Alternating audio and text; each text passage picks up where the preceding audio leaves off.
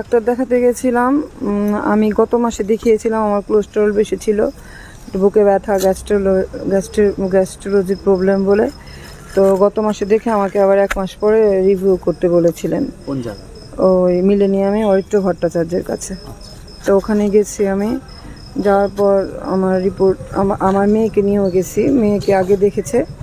তো আমি পেছন দিক করে বসেছিলাম, মেয়েকে দেখেছে, মেয়েকেও মানে ওইরকমভাবে হ্যারেস করেছে। তো ওই যেরকমভাবে সাধারণত ডাক্তাররা দেখেন উনি সেভাবে দেখেননি। উনি মানে এখনো বলতেও খারাপ লাগছে, মানে ওইভাবে যেটা হ্যাঁ ফিজিক্যালি, মানে জামার যেটা উপর দিয়ে করার কথা সেটা উনি হাত নানান জায়গায় দিয়েছেন। চেম্বার থেকে বেরিয়ে চলে গেছে, আমার দিকে একটু অন্যরকমভাবে তাকিয়েছে। আমি ভাবছি কি জানি কি হলো, ও আমাকে রেখে একাই চলে গেছে বাইরে।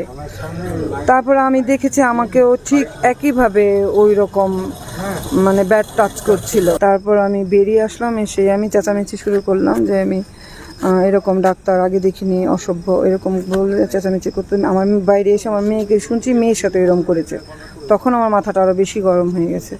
তো ওখানে ডায়াগনস্টিক সেন্টারে আমি চেঁচামেচি করে বাইরে বেরিয়ে এসেছি।